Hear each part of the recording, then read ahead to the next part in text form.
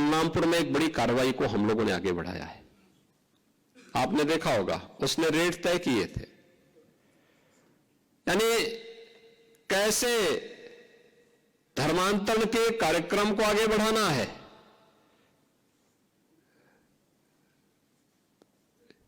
हिंदुओं में, ब्राह्मण में, क्षत्रिय में, सिखों में, अन्य ओबीसी जातियों में, अनुसूचित जाति जनजाति के लोगों को कैसे धर्मांतरित करना, सबके रेट उसने तय किए हुए थे। विदेशों से उसमें धनराशि आ रही थी। आप सोचिए, 100 करोड़ से अधिक का ट्रांजैक्शन अब तक उसके 40 खातों में प्राप्त हुआ है और लगातार उस अभियान को आगे बढ़ाने का कार्य कर रहा था। एक लोग किस रूप में देश का स्वरूप बिगाड़ने का काम कर रहे हैं, परिस्थितियां बदली हैं, उद्देश्य उनका वही है जो उस समय था। हां, काम का तरीका उन्होंने बदला है। और यह आयोजन हम सबको इस बात के लिए प्रेरणा दे रहा है कि जिस उद्देश्य से सिख गुरुओं ने अपना त्याग और बलिदान दिया था, सिख वीरों ने अपना बलिदान दिया था, अपनी शहादत दी थी, आज वर्तमान पीढ़ी को उस शहादत की परंपरा को फिर से वर्तमान परिप्रेक्ष्य में जीवंत बनाए रखने के लिए एक नई रणनीति के तहत कार्य करने की आवश्यकता है।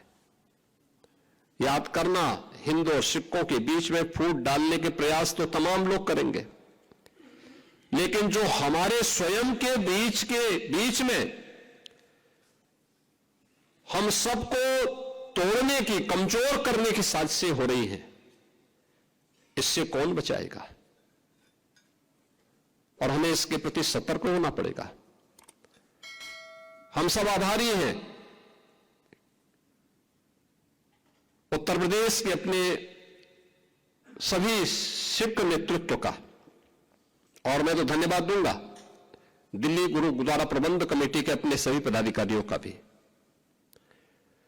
उत्तर प्रदेश के हर कार्यक्रम में उनका बहुत सकारात्मक योगदान प्राप्त होता है और उत्तर प्रदेश के हमारे ये पूरी टीम एक भाव के साथ मिलकर के कार्य करती है। और यहां पे जब भी कोई आवाज हम सामूहिक रूप से आगे लेकर के चलते हैं, वो एक राष्ट्रीय आवाज बनती है और वो सफल भी होती है।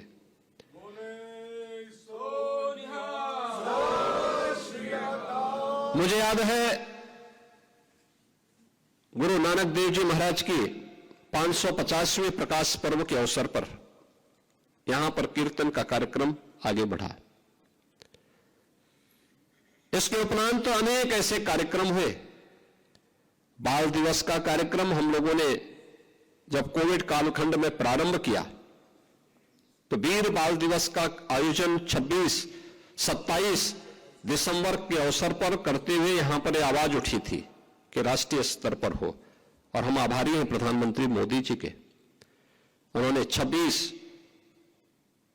दिसंबर की तिथि को वीर बाल दिवस के रूप में अखिल भारतीय स्तर पर इस आयोजन को आयोजित करने का निर्णय लिया और अब यह एक अपने आप में राष्ट्रीय आयोजन बन गया है।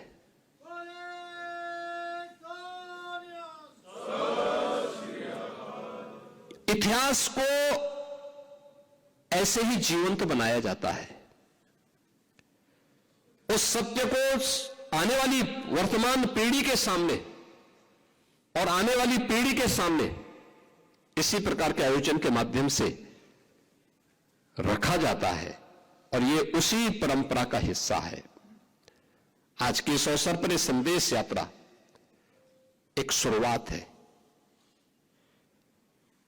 यह अंत नहीं है।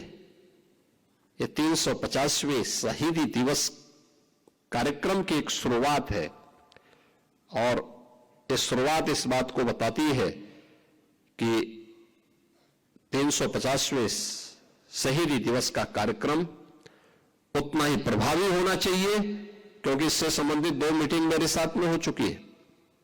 आगे आने वाले समय में इसकी पूरी रणनीति के साथ, बड़े कार्यक्रम के साथ, अच्छे कार्यक्रम होने चाहिए।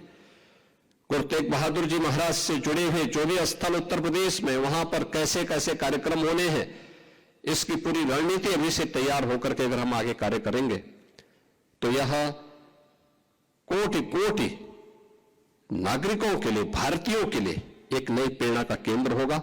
मैं इस शहरी संदेश यात्रा को आज शुभारंभ करते हुए मुझे अत्यंत प्रसन्नता की अनुभूति हो रही है।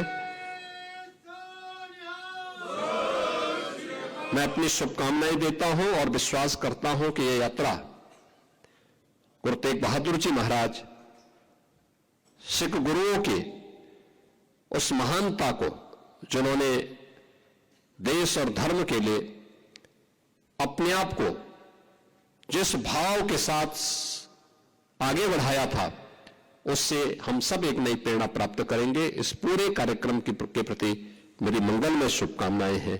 बोले सो निहाल, बोले सो निहाल, सत श्री अकाल।